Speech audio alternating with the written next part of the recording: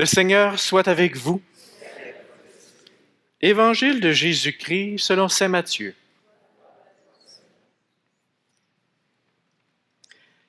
Jésus proposa cette parabole à la foule. Le royaume des cieux est comparable à un homme qui a semé du bon grain dans son champ. Or, pendant que les gens dormaient, son ennemi survint. Il sema de l'ivraie au milieu du blé et s'en alla. Quand la tige poussa et produisit l'épi, alors l'ivraie apparut aussi. Les serviteurs du maître vinrent lui dire, « Seigneur, n'est-ce pas du bon grain que tu as semé dans ton champ? D'où vient donc qu'il y a de l'ivraie? » Il leur dit, « C'est un ennemi qui a fait cela. » Les serviteurs lui disent, « Alors, veux-tu que nous allions l'enlever? » Il répond, « Non, de peur qu'en enlevant l'ivraie, vous n'arrachiez le blé en même temps. Laissez-les pousser ensemble jusqu'à la moisson. Et au temps de la moisson, je dirai aux moissonneurs, enlevez d'abord l'ivraie, liez-la en botte pour la brûler. Quant au blé, rentrez-le dans mon grenier. » Il leur proposa une autre parabole. Le royaume des cieux est comparable à une graine de moutarde qu'un homme a semée dans son champ.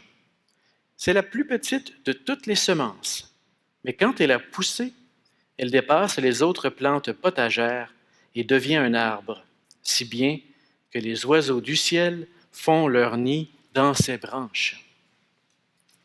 Il leur dit une autre parabole. Le royaume des cieux est comparable à du levain qu'une femme enfouit dans 3 grandes mesures de farine, jusqu'à ce que toute la pâte est levée. Tout cela, Jésus le dit à la foule en parabole, et il ne leur disait rien sans employer de parabole, accomplissant ici la parole du prophète. C'est en parabole que je parlerai. Je proclamerai des choses cachées depuis les origines. Alors, laissant la foule, il vint à la maison. Ses disciples s'approchèrent et lui dirent, « Explique-nous clairement la parabole de l'ivraie dans le champ. » Il leur répondit, « Celui qui sème le bon grain, c'est le Fils de l'homme. Le champ, c'est le monde. Le bon grain, ce sont les fils du royaume. L'ivraie, ce sont les fils du mauvais. L'ennemi qui l'a semé, c'est le démon. La moisson, c'est la fin du monde. Les moissonneurs, ce sont les anges. De même que l'on enlève l'ivraie pour la jeter au feu, ainsi en sera-t-il à la fin du monde. Le Fils de l'homme enverra ses anges, et ils enlèveront de son royaume tous ceux qui font tomber les autres et ceux qui commettent le mal. Et ils les jetteront dans la fournaise. Là, il y aura des pleurs et des grincements de dents. Alors les justes resplendiront comme le soleil dans le royaume de leur Père.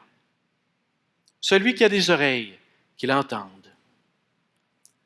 Acclamons la parole de Dieu.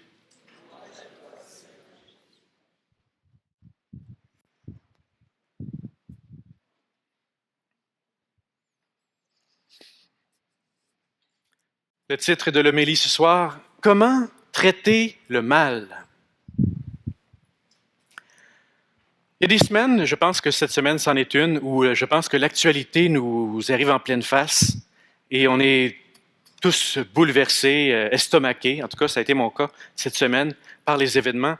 Vous avez comme moi entendu parler de cet avion abattu, Malaysian Airlines, abattu au nord de l'Ukraine, dans l'Est plutôt, et après ça, 300 morts, 298 morts. Il y avait 100 personnes qui étaient des chercheurs qui allaient dans un colloque en Australie pour chercher des solutions contre le sida. Ils sont tous décédés. Il y avait une religieuse, il y avait des enfants.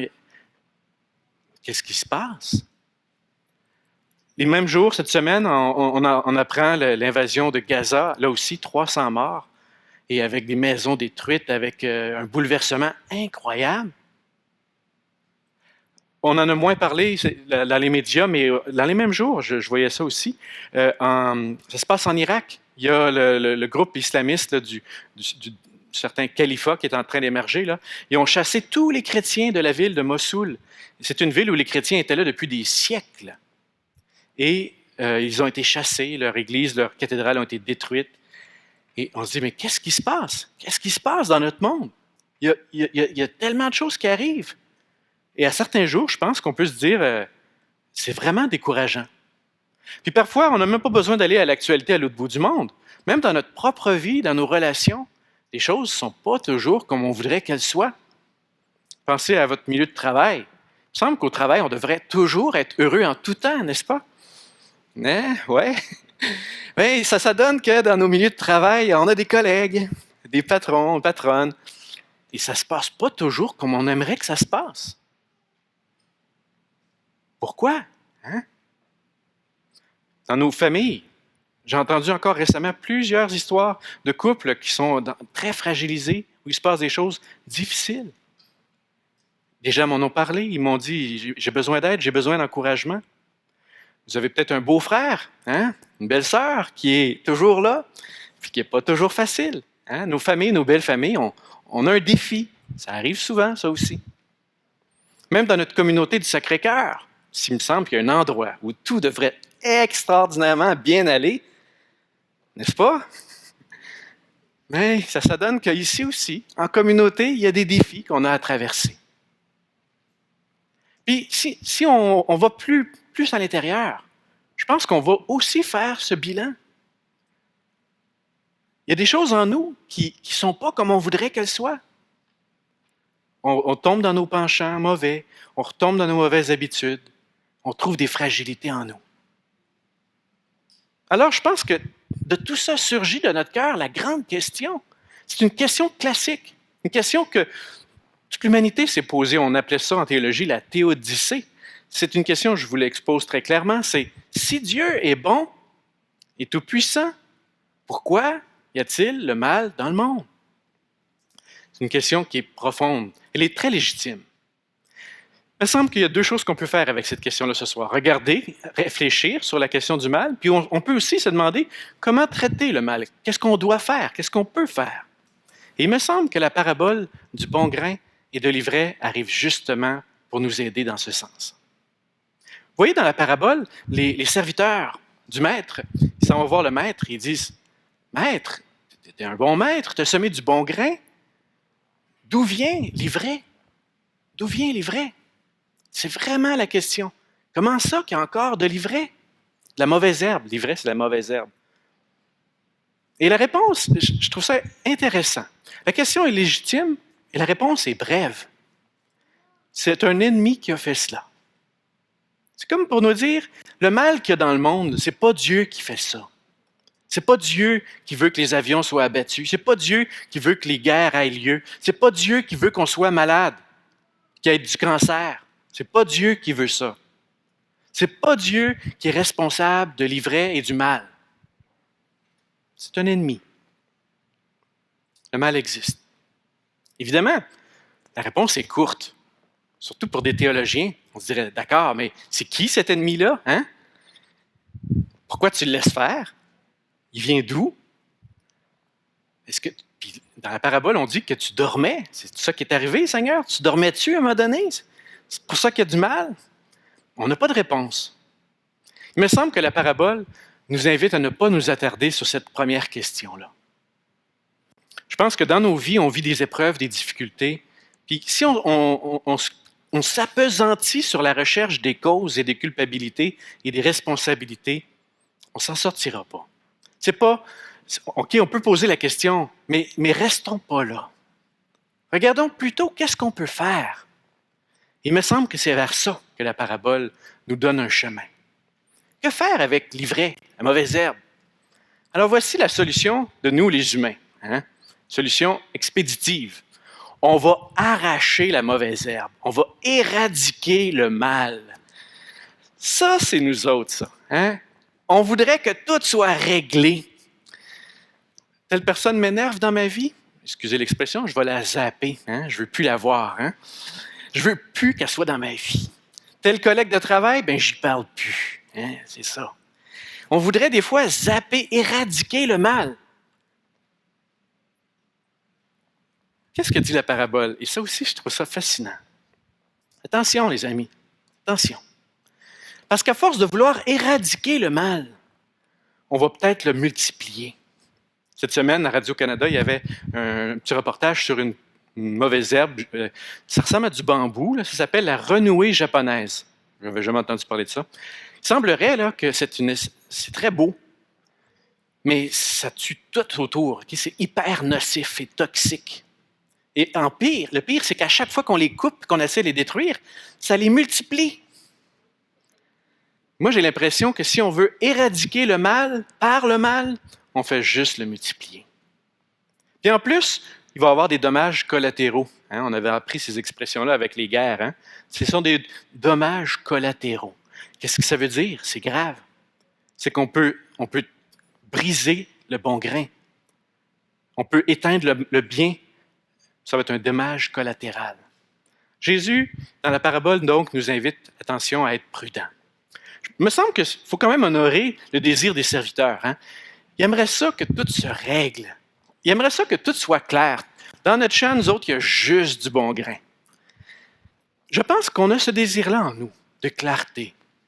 Même les disciples disent ça à Jésus. « Hey, Seigneur, explique-nous clairement ta parabole. » En d'autres mots, t'es pas clair, hein? Explique-nous clairement ta parabole. Ça, c'est nous autres. On voudrait que tout soit clair. Tout de suite. C'est ça la clé. Je crois qu'un jour, tout sera clair. Mais dans la fin. À la fin. En attendant, on est invité à suspendre notre jugement. Parce que c'est ça aussi la leçon de la parabole. Le jugement n'appartient qu'à Dieu. Et nous, on est tellement impétueux, impulsifs, impatients, qu'on va parfois juger catégoriquement des personnes. Ce que Dieu ne fait pas. La preuve avec moi, avec toi, avec chacun de nous. Dieu est d'une patience extraordinaire. Si on s'inspirait de lui, si on ne cherchait pas à prendre la place de Dieu, mais plutôt se mettre à son école, qu'est-ce qu'on apprendrait? Plutôt qu'éradiquer le mal, on apprendrait une toute autre sagesse. Elle nous est donnée dans la première lecture. La vraie sagesse, là, elle s'exprime par le fait qu'on a la force et la puissance, mais qu'on est patient. C'est ça la clé. Et Dieu est si bon, lui qui peut tout, et pourtant il est patient. C'est peut-être pas la chose la plus facile pour nous aujourd'hui. Hein? Patienter. Mais ça veut dire, quand on patiente, c'est qu'on est capable de croire qu'il y a une espérance, que tout n'est pas terminé, que l'autre peut changer ou que moi, je peux changer. Avoir patience, c'est accepter qu'il y a encore un possible devant nous. C'est une vertu d'espérance. La patience, c'est donc pas une inaction. Ça ne veut pas dire de rien faire. Parce que Dieu, ce qu'il nous propose, donc ça c'est la première chose, la patience. Deuxième chose, c'est au lieu d'arracher l'ivraie, fais comme Dieu, sème le bon grain. Au lieu de te concentrer sur ce qui ne va pas dans ta vie, dans ton cœur, chez les autres, multiplie ce qui va bien. C'est une approche très positive, très féconde.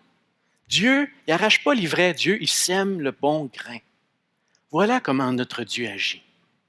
Évidemment, j'en conviens, ce n'est pas une solution pour tous les problèmes qu'on traverse. Il me semble que c'est une attitude de base comme croyant. Alors, si comme il y a des semaines où on arrive et on aurait l'impression qu'on voudrait que la foudre de Dieu tombe sur le monde parce qu'on trouve qu'ils n'ont pas d'allure, ou si des fois on voudrait zapper du monde ou nous-mêmes, hein, c'est peut-être dans ces temps-là qu'on a besoin de retrouver la parabole du bon grain de l'ivraie. Cultivons en nous l'attitude de Dieu, une attitude de patience, une attitude d'ouverture positive, semence du bon grain. Dans l'Eucharistie que nous allons poursuivre maintenant, demandons cette grâce-là. Je dirais que ça tombe bien, hein, parce que le pain qu'on va utiliser pour la messe, là, il est fait avec du bon grain. Okay? Alors, cette Eucharistie qu'on reçoit, elle est déjà en train de germer, de porter du fruit en nous. Chaque Eucharistie. Puisse-t-elle nous aider à entrer déjà dans la dynamique du royaume de Dieu, dans la sagesse des justes, dans sa paix. Amen.